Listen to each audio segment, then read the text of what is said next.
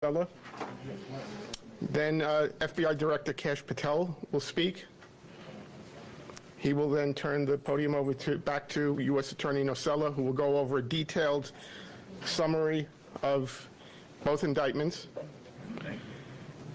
Following U.S. Attorney Nocella, it will be FBI Assistant Director in Charge Christopher Raya, R-A-I-A. He's in charge of the FBI's New York field office. He will be followed by Homeland Security Investigations Special Agent in Charge Ricky Patel. And after Ricky Patel, Police Commissioner Jessica Tisch will deliver remarks. There will be some other people standing up here at the podium who will not have speaking roles. You may recognize some of them. It'll be Chief of Detectives Joe Kenny will be up here, but he will not make remarks.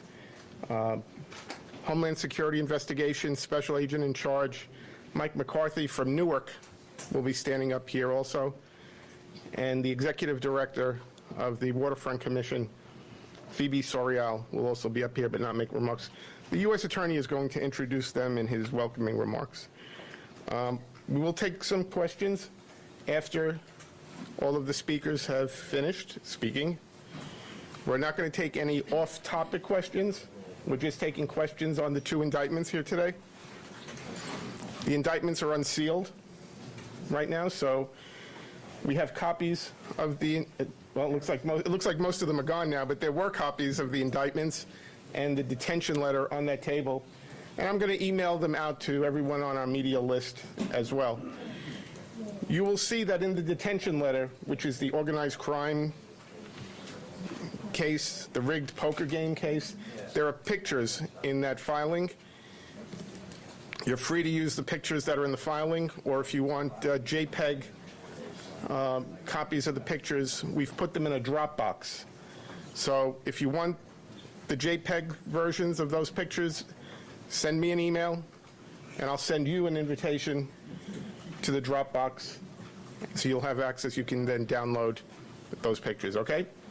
And as to probably two of the defendants here that are getting the most media interest, Chauncey Billups and Terry Rozier, they're going to appear in federal courts in the districts where they were arrested. Terry Rozier will be appearing in federal court in Orlando, Florida, sometime this afternoon. I can't tell you precisely, but sometime around 1 or 2 o'clock. Chauncey Billups in federal court in Portland. I don't know approximately what time that would be. They will both be arraigned on their indictments. They're in separate indictments, but they'll be arraigned on their indictments here in Brooklyn at a future date. The defendants that were arrested here in our area will be arraigned across the street sometime this afternoon. I believe there's about 31 people in custody, and there will be some who will self-surrender. So that's where things stand right now, okay? So I'm going to go get the speakers, and we'll start in a couple of minutes, okay? Anybody have any questions? Your email address?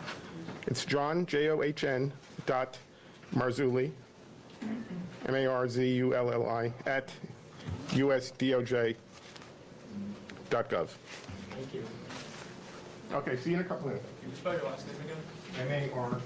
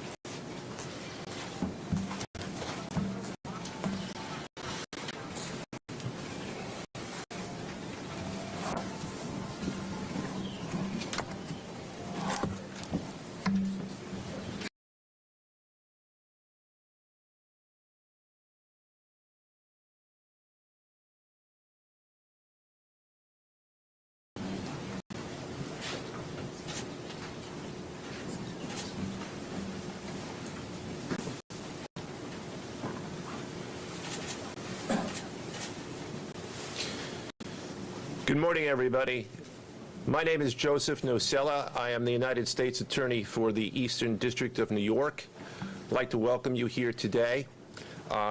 In addition, we have with us today FBI Director Kash Patel, FBI Assistant Director in Charge Christopher Rea of the New York Field Office, Special Agent in Charge of the New York Field Office Leslie Bakshi's, New York Special Agent in Charge of Homeland Security Ricky Patel, Newark Special Agent in Charge of Homeland Security Michael McCarty, Police Commissioner Jessica Tisch, Chief of Detectives Joseph Kenny, and the Executive Director of the Waterfront Commission, Phoebe Sorrell.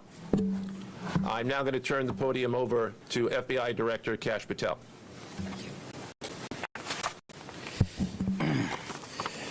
Good morning. Today we are here in New York to announce a historic arrest across a wide-sweeping criminal enterprise that envelops both the NBA and La Cosa Nostra.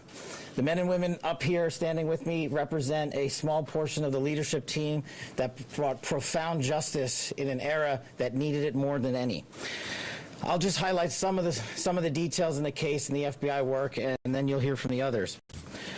But as you now know, individuals such as Chauncey Billups, Damon Jones, and Terry Rozier were taken into custody today, former, current NBA players and coaches.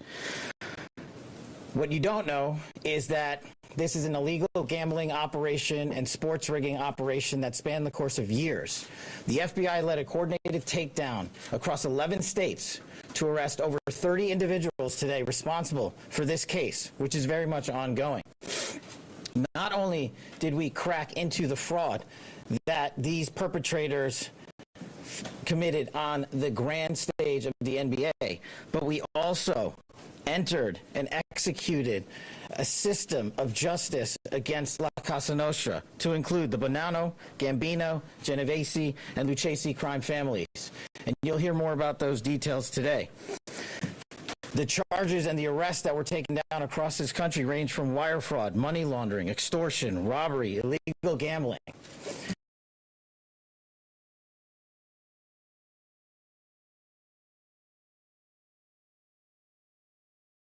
The FBI's mandate to keep America safe and to keep our entertainment industry fair and secure.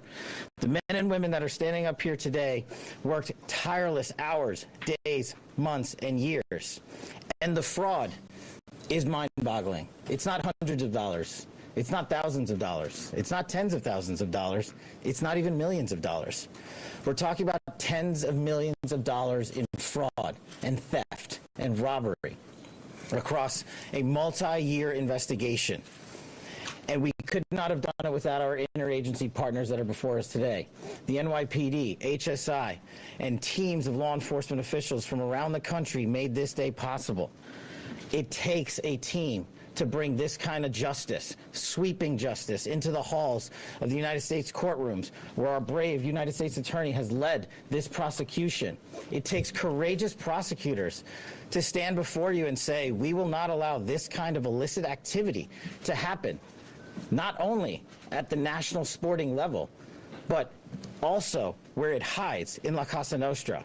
And when these two collided together, they perpetrated a fraud that is historic in terms of not just money, but the scheme and the deceit that they utilize to steal and swindle people from money, to include crypto fraud.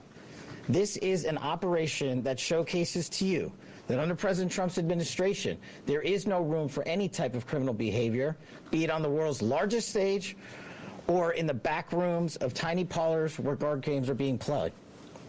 We are proud to stand here today with the men and women of the FBI and this legal team. And to the United States Attorney, I just want to thank you personally for taking the time to display the work that the media is about to hear about today in detail. As I said, it does take courageous prosecutors, but it takes a courageous United States Attorney to bring this case, because we are going to take heat for it.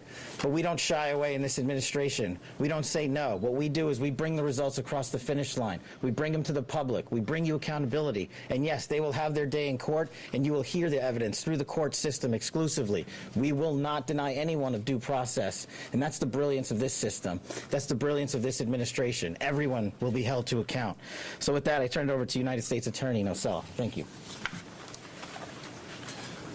Thank you, Director Patel. To be clear, we're announcing today indictments in two major cases, both involving fraud. One involves sports betting, and the other involves illegal gambling, very specifically rigged poker games. The first indictment involves 6 defendants who are alleged to have participated in one of the most brazen sports corruption since online sports betting became widely legalized in the United States. This scheme is an insider sports betting conspiracy that exploited confidential information about National Basketball Association athletes and teams. The second indictment involves 31 defendants alleged to have participated in a nationwide scheme to rig illegal poker games. These defendants, which include former professional athletes, used high-tech cheating technology to steal millions of dollars from victims in underground poker games that were secretly fixed. The games in the New York area were backed by the Bonanno, Gambino, and Genovese crime families of La Casa Nostra. While the cases are separate, there are 3 overlapping defendants charged in both cases: Damon Jones, Eric Ernest, and Shane Hennon. The indictments in these cases contain only allegations, and the defendants are presumed innocent until they are proven guilty in a court of law. But my message to the defendants who've been rounded up today is this: your winning streak has ended. Your luck has run out. Violating the law is a losing proposition, and you can bet on that. First, I would like to talk about United States versus Ernest, the NBA basketball gambling case.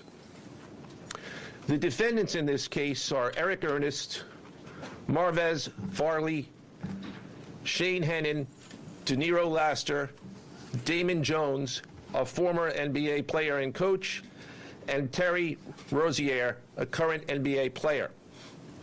Other co-conspirators were previously charged for their roles in the scheme, including former NBA player Jontay Porter.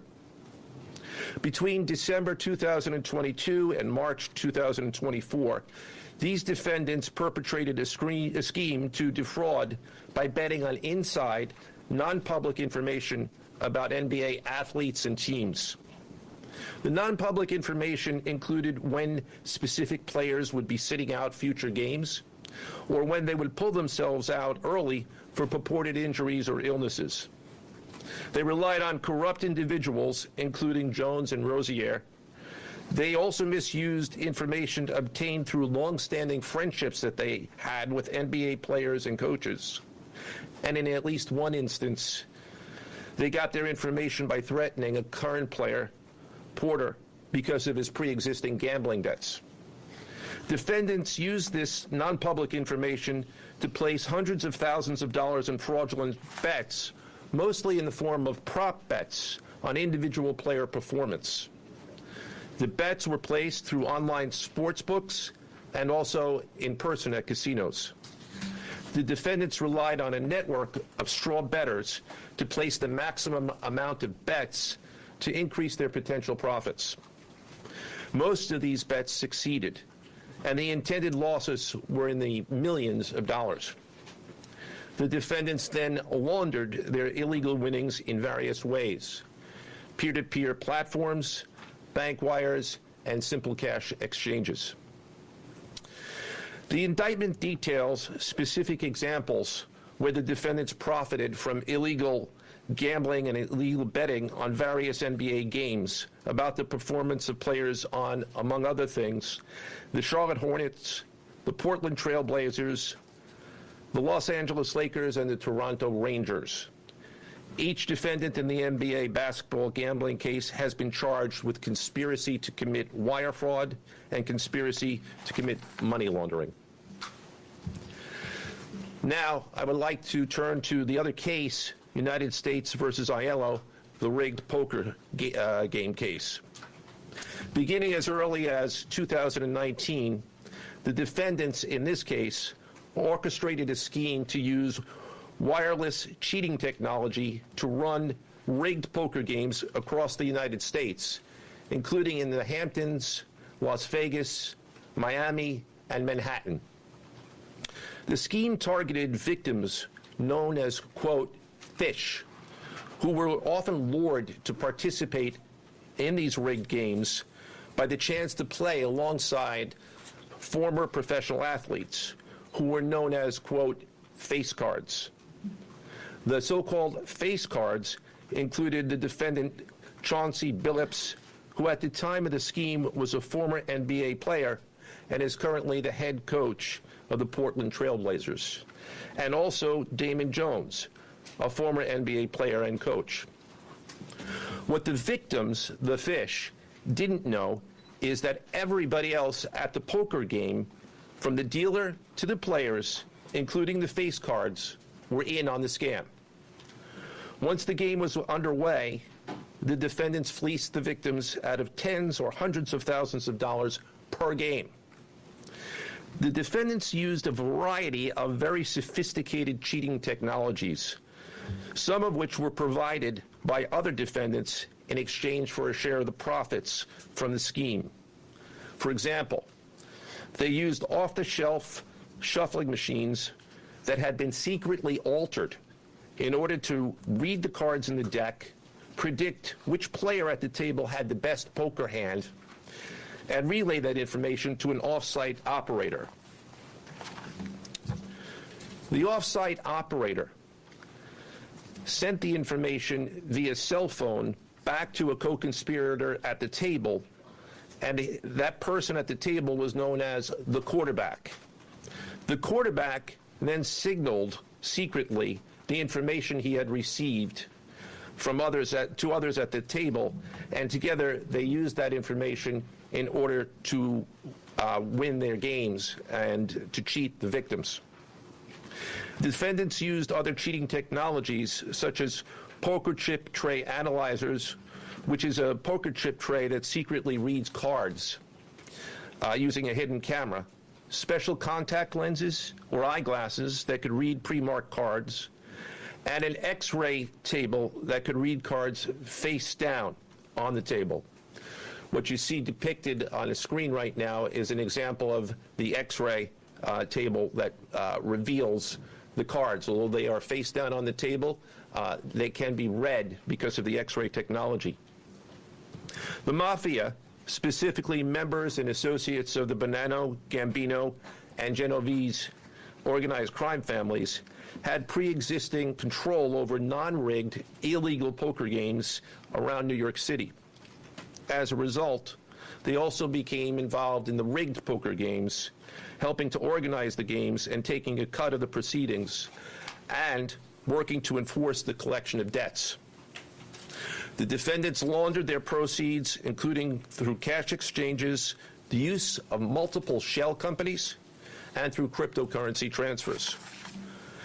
As part of the scheme, some of the defendants and their co-conspirators also committed acts of violence, including the gunpoint robbery of a person in order to obtain a rigged shuffling machine, and extortions that were perpetrated against victims in order to ensure that they repaid their gambling debts. Defendants who participated in the rigged poker scheme are charged with wire fraud conspiracy. Other defendants have been charged with crimes including illegal gambling, money laundering, Hobbs Act robbery, and extortions. This case demonstrates our office's unrelenting commitment to fighting the scourge of organized crime in whatever form it takes. I'd like to conclude my remarks by thanking the incredible hard work of our law enforcement partners, including the FBI, Homeland Security, the NYPD, and the Waterfront Commission. I also want to thank the dedicated prosecutors who built these two cases and who are standing to my right.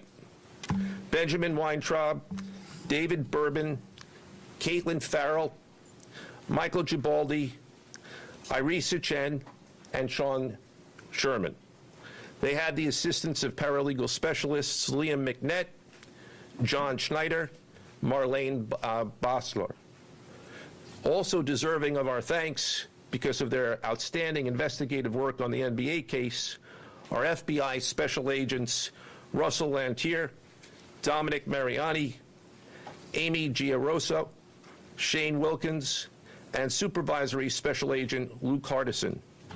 On the rigged poker game scheme, outstanding work was performed by FBI Special Agents Thomas Cribbin, Jeff Boriola, Jonathan Corona, Alexander Silverman, Amy Campanaro, and Supervisory Special Agent Michael Malahi, as well as NYPD Task Officer James McCullough, and from Homeland Security, Supervisory Special Agent Charles Freund, and from the Waterfront Commission, Detective Paul Shimborski.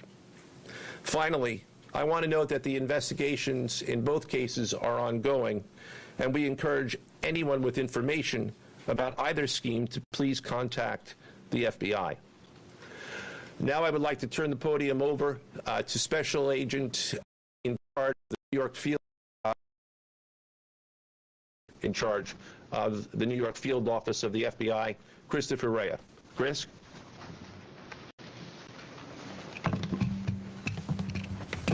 All right, thank you, Joe. As always, we appreciate the partnership here. Can't do any of this without you and your team, so thank you. Also want to publicly thank the director for coming down from D.C. The director's a very busy person, and for him to come down should tell you the importance of this historic case. I'm Christopher Rea, the Assistant Director in charge of the FBI New York Field Office. Today, as you've heard, our office conducted a massive nationwide takedown from 2 indictments of 34 defendants for their alleged involvement in 2 separate illegal poker and sports betting schemes where, as you heard, the odds were rigged in their favor. Among these defendants are 13 members and associates of the Bonanno, Gambino, and Genovese crime families, to include capos and soldiers from these families. Additionally, as you heard, current and former NBA coaches and players are also implicated, to include Chauncey Billups, Damon Jones, and Terry Rozier. 3 of the named defendants are charged for their alleged roles in both schemes. This alleged illegal gambling operation hustled unwitting victims out of tens of millions of dollars and created a financial pipeline for La Cosa Nostra to help fund and facilitate their organized criminal activity. Victims were attracted to play alongside well-known professional athletes and coaches like Chauncey Billups, only to be unknowingly deceived through rigged shuffling machines, fixing the odds in their favor, as alleged and as you just heard from the U.S. Attorney's Office. This alleged scheme wreaked havoc across the nation, exploiting the notoriety of some and the wallets of many to fund the Italian crime families here in New York. Let me be clear about this fact. The FBI has not and will never take their eye off the ball when it comes to Italian organized crime in this city, specifically the LCN and the 5 families here in New York. We are not going to permit any criminal enterprise, whether it be Italian organized crime, Asian organized crime, Eurasian organized crime, we're not going to permit any of those organized crimes, families, and organizations to operate in our city or our country, as evidenced by the 11 states that were also participating in this operation today. The FBI office here in New York remains committed to eradicating all unlawful revenue streams fueling this criminal activity. As with most cases we work, this is only the tip of the iceberg for the FBI and the U.S. Attorney's Office. Our LCN squad agents and analysts are continuing to work day and night with the Eastern District of New York to ensure members and associates of the 5 families cannot continue to wreak havoc in our communities. Today would not have been possible without the tireless efforts and dedication of the FBI New York Eurasian Organized Crime Task Force, which, as you heard, was led by Supervisory Special Agent Luke Hardison, and the Italian Organized Task Force, which was led by Supervisory Special Agent Mike Malahi. And coincidentally, Supervisory Special Agent Malahi is going out on a positive as he is retiring at the end of this month for 30 years of dedicated service to the FBI, and that deserves a hand. He's what we call a legend here at FBI New York. Additionally, obviously, we cannot do this alone without our partners. I want to extend my appreciation to Homeland Security Investigations Special Agent in Charge, Ricky Patel. Of course, we do nothing in this city without the NYPD. New York City Police Department Commissioner Jesse Tisch, thank you, ma'am, for all your work and all your resources that you dedicated to this. And New York Waterfront Commissioner Phoebe Soriel for their agency's assistance and support throughout this lengthy and complex investigation. Our collective efforts ensured these subjects will face accountability, like the director said, for their alleged wrongdoings. Thank you, and I'll now turn it over to Special Agent in charge of HSI, Ricky Patel.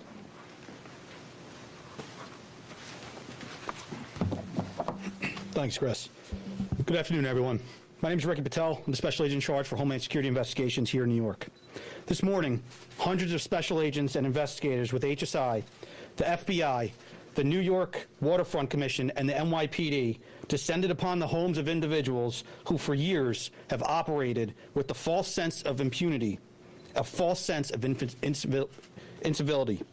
In the early hours of today, across 9 states, coast to coast, dozens of defendants were arrested and will face the consequences of their alleged crimes. This was their wake-up call. With the alleged involvement of 3 La Cosa Nostra crime families, 1 NBA head coach, a Hall of Famer, no less, and former NBA players, the years of investigative work that culminated with this morning's operation seem reminiscent of a Hollywood movie. But this wasn't luck, and this wasn't theatrics. This was an evidence-driven, relentless, and unified effort among law enforcement. Through what we have dubbed Operation Royal Flush, HSI New York, along with our task force personnel from the Waterfront Commission, first uncovered this scheme more than 4 years ago. Agents and investigators dedicated countless hours and sleepless nights in identifying the criminal network, dissecting communications and patterns, and following the money with precision. We built a case, piece by piece, and what we discovered was a sprawling criminal enterprise that utilized cutting-edge technology and various methods of deception to dupe unsuspecting gamblers into paying up so that these defendants could cash out. As alleged, this sophisticated conspiracy cheated victims out of at least $7 million and placed the public and the defendants alike at risk. This case involved global reach, financial depth, and the patience to dismantle complex financial criminal enterprises from the inside out. When criminal organizations attempt to launder profits through our country, HSI connects the dots and shuts it down. To anyone who thinks intimidation, fraud, or violence will shield their profits, understand this. If you are exploiting our communities, expect HSI and all of our law enforcement partners at your door. I would like to thank all our partners here today. Obviously, the United States Attorney's Office for the Eastern District of New York, the Waterfront Commission, the FBI, the NYPD, and the prosecutors that will carry this forward. Today's arrests are not an endpoint. They are the start of accountability. Thank you, and I now turn it over to Police Commissioner Jessica Tisch.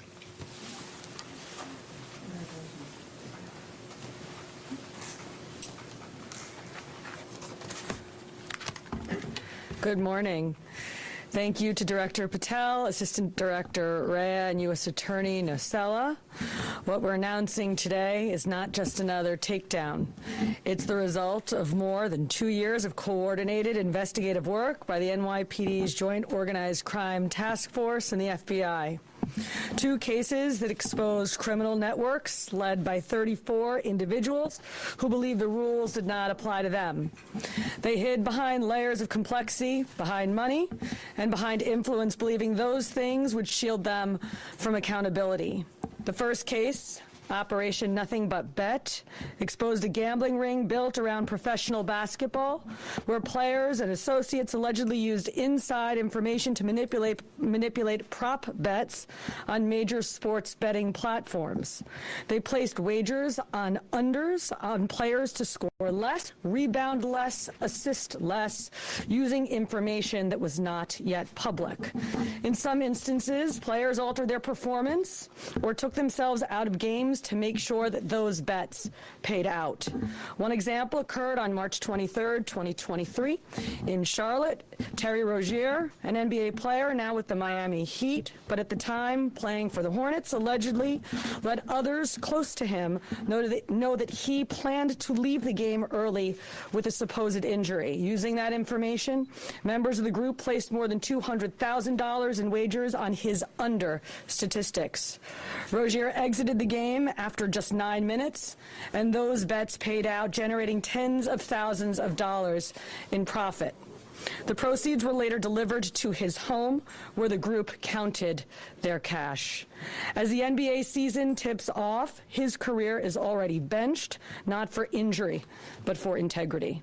As a result of this investigation, 6 defendants, including Rozier, are now facing conspiracy to commit bank and wire fraud. In a second case, Operation Zen Diagram, investigators uncovered a long-running scheme in which members and associates of several well-known organized crime families rigged high-stakes poker games across the country. These operatives included capos and multiple soldiers from the Bonanno, Gambino, Lucchese, and Genovese crime families. Bringing 4 of the 5 families together in a single indictment is extraordinarily rare. It reflects how deep and how far this investigation reached and the skill and the persistence it took to get here. That work uncovered a deliberate, technologically sophisticated operation designed to carry out their crimes. They used custom shuffling machines that could read the order of cards, barcoded decks, and hidden cameras built into tables and light fixtures. The organizers also enlisted well-known public figures, former and current NBA players and coaches, including Chauncey Billups, the head coach of the Portland Trail Blazers, an NBA champion and a Hall of Famer, to make the games appear legitimate. Victims believed that they were sitting at a fair table. Instead, they were cheated out of millions. One victim in particular lost $1.8 million. In total, losses exceeded $7 million and continue to climb. And when people refused to pay, these defendants did what organized crime has always done. They used threats, they used intimidation, and they used violence. It's the same pattern that we have seen for decades. Traditional mob enforcement methods combined with new technology to expand the reach of their operations. Now, with the unsealing of today's indictment, 34 individuals are facing charges including robbery, extortion, money laundering, wire fraud, bank fraud, and illegal gambling. I want to commend the outstanding work of our detectives from the Joint Organized Crime Task Force and their dedication to these cases, especially Captain Sergeant Chris McGuire, Detective Alexander Creamer, Detective James McCullough, and of course our Chief of Detectives, Chief Kenny. As part of these investigations, our members recovered and reviewed thousands of hours of video, conducted extensive surveillance on illegal gambling locations across the city, and executed more than 24 search warrants on electronic records that revealed the true extent of this conspiracy. Once again, the work of our detectives, together with the FBI and the U.S. Attorney's Office, closed those gaps before they could widen further. The NYPD is proud to stand with each of you today, as these cases represent the kind of partnership that defines modern law enforcement agencies, sharing intelligence, coordinating resources, and moving as one team. Thank you.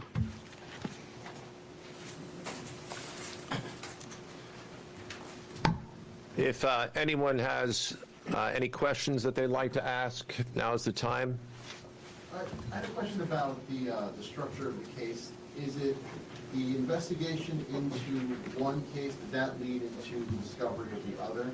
How if you could talk more about the link between the two. I'm not at liberty to discuss either the back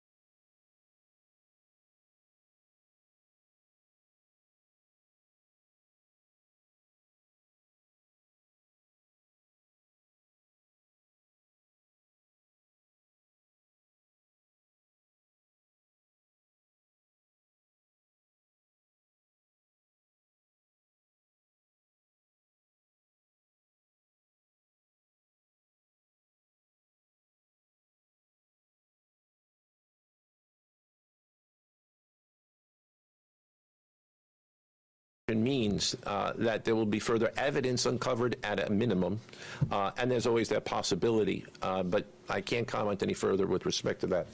Yes? Thank you.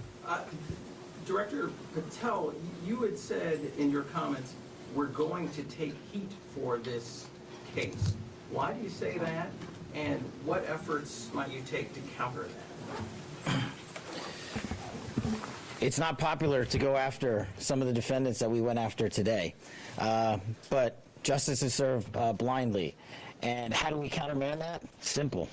The unsealing of these indictments today shows the force of the Department of Justice and our great Attorney General and the leadership that we have at the FBI and the team here to specifically mete out justice. And look, let's not, mince words. This is the insider trading saga for the NBA. That's what this is. That's why we are going to take heat. But as the evidence comes out, as the indictments are unsealed, you will see the extensive work these men and women put in, countless hours over years, and that's how we countermand it. So the dates on these indictments that get filed are October 9th and October 16th. Can you talk about the timing of moving in now? Why now? We will not publicly discuss the timing of when we do takedowns. I will only say that we do takedowns in a coordinated fashion with our law enforcement partners and the U.S. Attorney at the appropriate time to make sure that we ensure the integrity of the investigation, as the United States Attorney said, an investigation that is very much ongoing. Director Patel, you said insider trading for the NBA. What are the implications of this case for other sports leagues and for the legal gambling industry in general? Simple. If you're participating in the legal gambling industry, you got nothing to worry about. If you're participating in illegal conduct, you got everything to worry about, and this case shows it. Did the illegal conduct cross with the legal sports betting platforms in any capacity? And if so, is that the search warrants that the police commissioner just referenced? I'm not sure I quite understand your question. You're asking if the illegal conduct... If it crossed with, like, the sports betting industry or the online sports The sports books themselves are victims in this case. They themselves did not, as far as our investigation is concluded, they did not perpetrate anything unlawful. Are you able to say which sports books or online outlets they use to make these bets? I'm not going to respond to that at this time, but that information will be made public. Yes? Can you identify the access point where these co-conspirators were able to recruit these, famous people to partake in the schemes? When you say the access point, They were able to recruit them? I'm not sure which case you're referring to. Both. So Well, Rozier, how he was recruited, Damon Jones in the NBA scandal, and then Billups for the poker game. we're not at liberty to say that at this time. That will be revealed in due course. Yes? He was being... What is your question, sir? Hey, thanks for being here. You just said that the sports books themselves are the victims, at least in the indictment involving Terry Rozier and others. They're among the victims. Okay, but those companies make, as we all know, they make a crazy amount of money off of a lot of everyday Americans make bets and mostly lose them. Are you concerned with a jury potentially not being sympathetic in a case where the victims, as you say, are these multi-million or billion-dollar gambling companies? Let me repeat that all of the defendants themselves are presumed innocent.